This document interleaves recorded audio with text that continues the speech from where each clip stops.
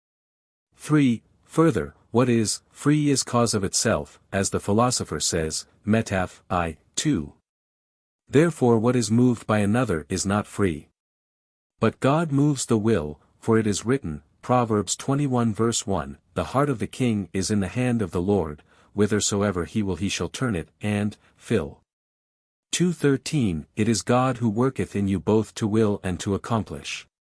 Therefore man has not free will. Obj. 4. Further, whoever has free will is master of his own actions. But man is not master of his own actions, for it is written, Jer. 10:23, The way of a man is not his, neither is it in a man to walk.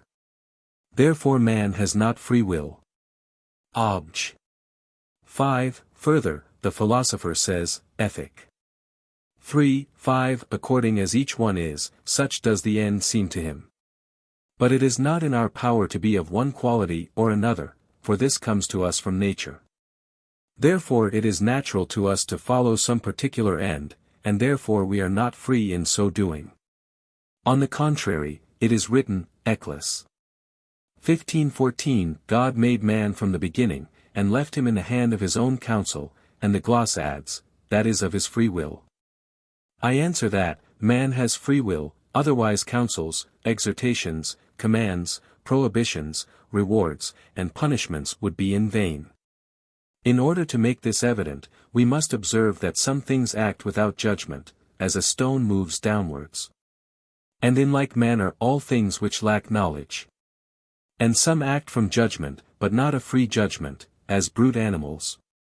For the sheep, seeing the wolf, judges it a thing to be shunned, from a natural and not a free judgment, because it judges, not from reason, but from natural instinct. And the same thing is to be said of any judgment of brute animals. But man acts from judgment, because by his apprehensive power he judges that something should be avoided or sought.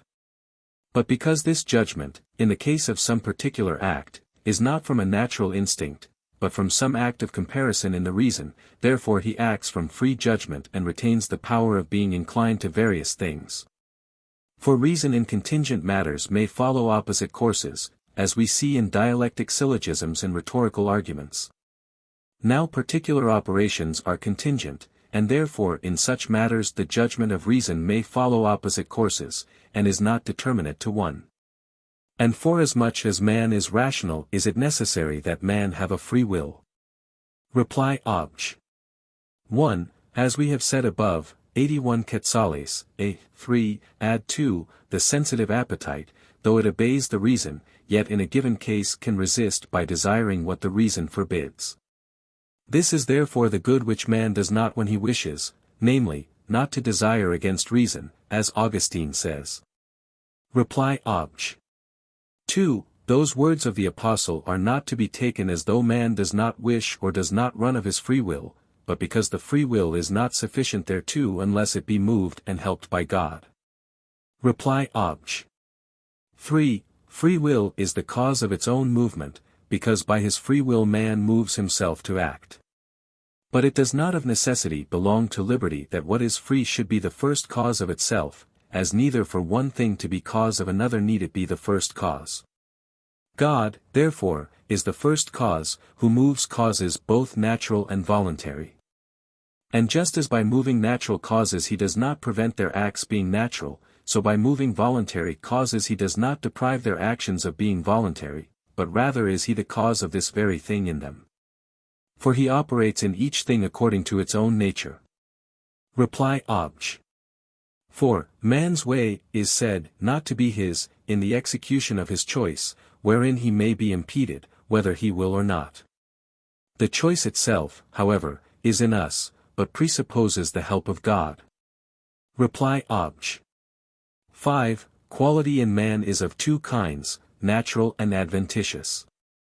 Now the natural quality may be in the intellectual part, or in the body and its powers. From the very fact, therefore, that man is such by virtue of a natural quality which is in the intellectual part, he naturally desires his last end, which is happiness. Which desire, indeed, is a natural desire, and is not subject to free will, as is clear from what we have said above,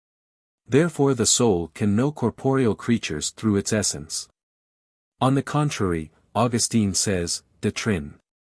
9:3, that the mind gathers knowledge of corporeal things through the bodily senses.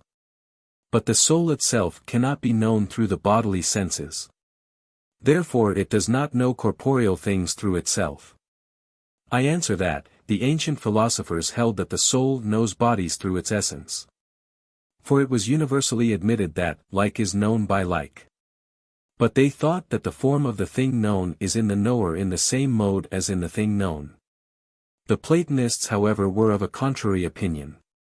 For Plato, having observed that the intellectual soul has an immaterial nature, and an immaterial mode of knowledge, held that the forms of things known subsist immaterially.